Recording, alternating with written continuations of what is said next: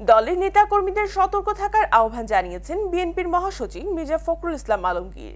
তিনি বলেন, আমাদের শুধু সতর্ক থাকতে হবে, চক্রান্তের মধ্য দিয়ে আমাদের কেউ যেন বিপথে নিয়ে যেতে না পারে, আমরা যেন কোনো মতেই পথ না হারাই।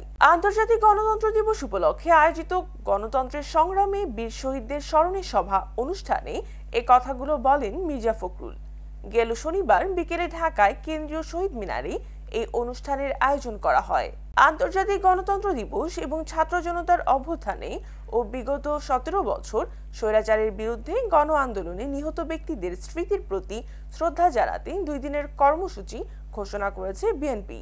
এরই অংশ হিসেবে শহীদ মিনারে স্মরণ সভা করেন দলটি। বেলা 2:30টা থেকেই দলটির বিভিন্ন পর্যায়ের নেতা কর্মীরা শহীদ মিনারে জড়ো হতে থাকেন। বৈরী আবহাওয়া উপেক্ষা করেই শহীদ মিনারের পূর্ব ঘোষিত এই কর্মসূচিতে অংশ নেন হাজারো নেতাকর্মী। বিএনপি আয়োজিত এই কর্মসূচিতে বিভিন্ন রাজনৈতিক দলের নেতারাও অংশ নিয়ে বক্তব্য রাখেন। বিএনপি নেতা মির্জা ফখরুল বলেন, জনগণ প্রত্যাশা করে এই সরকার এমন একটি গণতান্ত্রিক ব্যবস্থা লেভেল প্লেইং ফিল্ড তৈরি করে দেবে, যেখানে সত্যিকার অর্থেই একটি অর্থবহ নির্বাচনের মধ্য দিয়ে গণতান্ত্রিক রাষ্ট্র প্রতিষ্ঠা করা যায়।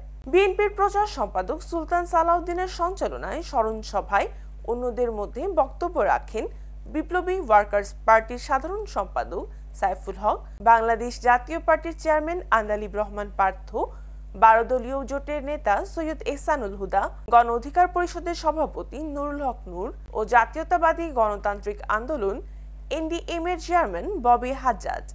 আরও বক্তব্য দেন আলোকচিত্রী শহীদুল আলম ও দৈনিক ইনকিলাব পত্রিকার সম্পাদক এ এম বাহাউদ্দিন সহ আরো অনেকে।